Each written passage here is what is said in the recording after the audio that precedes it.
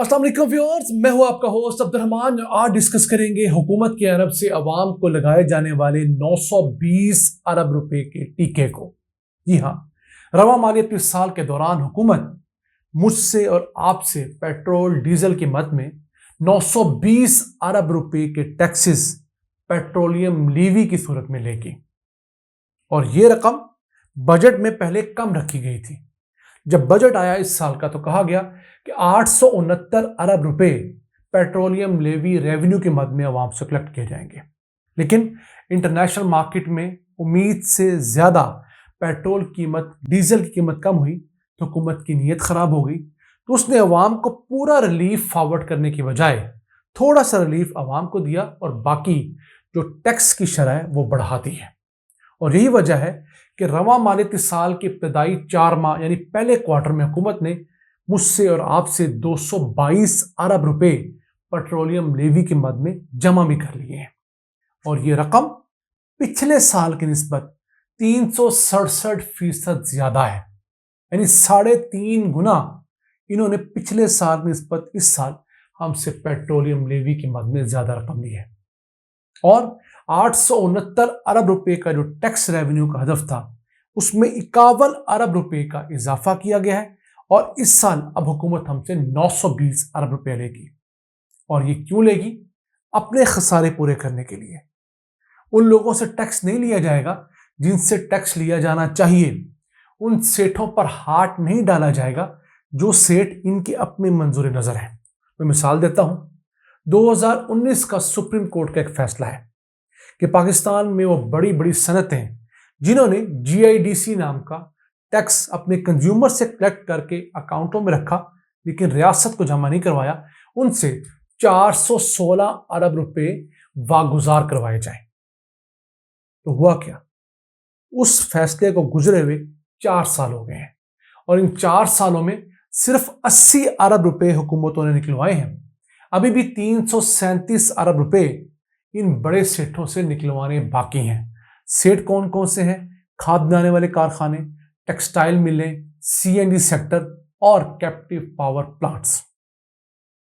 अब इस साल के अंदर हुकूमत ने इन बड़े बड़े सेठों से 337 अरब में से सिर्फ 40 अरब रुपए निकलवाने का टारगेट रखा था। तो जैसे ही हुकूमत को नजर आया कि पेट्रोल की प्राइस इंटरनेशनल मार्केट में कम हुई है, उन्होंने अवाम पर टैक्स बढ़ाकर इन सेठों को फिर रिलीफ दे दिया है। अब रवां साल इन सेठों से 40 अरब रुपए की बजाय 30 अरब रुपए कलेक्ट किए जाएंगे, 10 अरब रुपए इनको छूट दे दी गई है।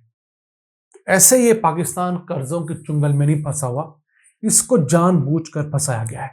कैसी बात है कि सुप्रीम कोर्ट ऑफ पाकिस्तान के फैसले के बावजूद हुकूमत इन सेठों से पैसे नहीं निकलवा रही। और बात करें किस कैटेगरी के सेठों से कितने पैसे निकलवाने हैं, खाद बनाने वाले कारखानों से 138 अरब रुपया लेना है।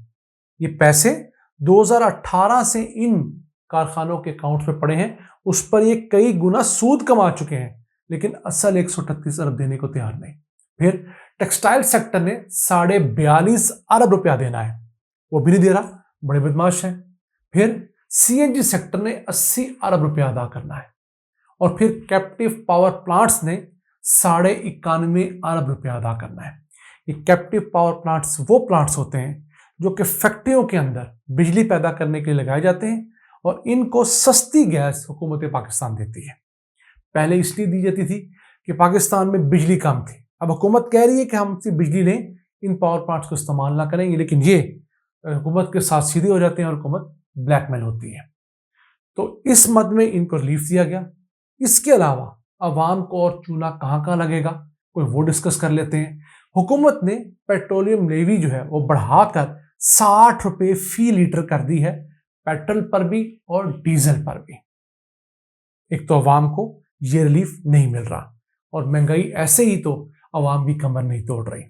फिर एक और चीज, जो पहले सेल्स टैक्स ज्यादा इकट्ठा करना था हुकूमत ने, अब उसमें 196 अरब रुपए की कमी कर दी है।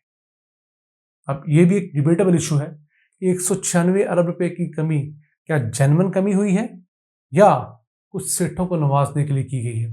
फिर कस्टम ड्यूटी की कमी जो है 117 अरब रुपए कर दी गई है اور फेडरल एक्साइज ड्यूटी में भी 34 अरब रुपए कम बताए गए हैं।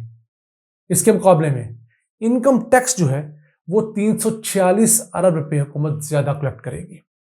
ऐसे तो आप अक्सर नहीं सुनते कि हुकूमत ने सैलरीड क्लास के ऊपर, नौकरी पेशा के ऊपर ज्यादा इनकम टैक्स लगा दिया है। क्यों? उन्हें पकड़ना सबसे आसान होता है। और फिर मुल्क में नौकरी पेशा लोगों की कोई तंजीम नहीं कि जो मिलकर कोई ऐसा बाइकआउट करके हुकूमत को ब्लैकमेल करे, जिस तरह हमारे ताजर करते हैं। बदकिस्मती से इस मुल्क का बड़ा और दरमियाना ताजर इनकम टैक्स नहीं देता जो उसे ड्यू टैक्स देना चाहिए। इस मुल्क में 35 लाख बड़ी और दरमियानी दुकानें हैं। उन दुकानों से जो लोग इनकम टैक्स देते हैं वो सिर्फ 26,000 दुकानदार ऐसे हैं जो इनकम टैक्स देते हैं, और वो भी पूरा देते हैं या नहीं वो ज़्यादा डिबेटेबल इशू है। देने वालों की तादाद नहीं है, और जो बाकी मिलियंस ऑफ मिलियंस दुकानदार हैं वो तो सिरे से टैक्स देते ही नहीं। मैं इनकम टैक्स की बात कर रहा हूँ। अगर सेल्स टैक्स है तो दुकानदार हम सारिफीन से लेकर आगे जमा कराता है, एहसान नहीं करता। अगर बिजली के बिल पर टैक्स है तो पूरा पाकिस्तान देता है, दुकानदार किसी के सर पे कोई एहसान नहीं करता। अगर डब्बे पर, दूध के, चीनी के डब्बे पर हम टैक्स देते हैं तो वो सब भी देते हैं। वो इस मुल्क का सबसे गरीब शख्स भी देता है, सबसे अमीर भी देता है। एक टैक्स जो सबके ऊपर लागू नहीं होता, सिर्फ खाते पीते लोगों के ऊपर लागू होता है, उन लोगों के ऊपर जिनकी माहाना आमदन 50,000 रुपये से ज्यादा है, वो है इनकम टैक्स।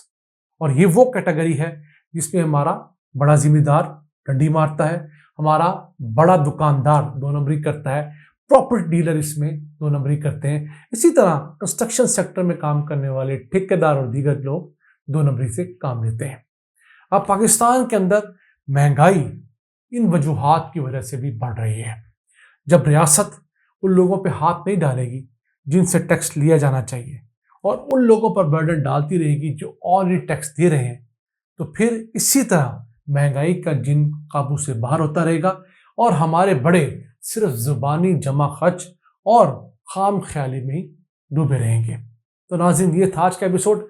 हमने आपको सिंपल फार्म में बताने की कोशिश की कि रियासत के जो इदारे हैं वो किस तरह अपनी ही अवाम के खिलाफ काम करते हैं, और किस तरह अपने ही अशराफिया के लोगों को, अपने ही सेठों को, अपने ही तगड़े लोगों को प्रोटेक्ट करते हैं। और यही वजह है कि पाकिस्तान 76 साल गुजरने के बावजूद इस्लामी फलाही रियासत तो क्या, एक सिंपल फलाही रियासत भी बन ना सका, बल्कि हम उस ट्रैक पे भी चलने में नाकाम रहे जो कि फलाही रियासत की तरफ जाता है। नाज़रीन, आज का एपिसोड अपने मेज़बान अब्दुल रहमान को इजाज़त दीजिए। अल्लाह के बाद।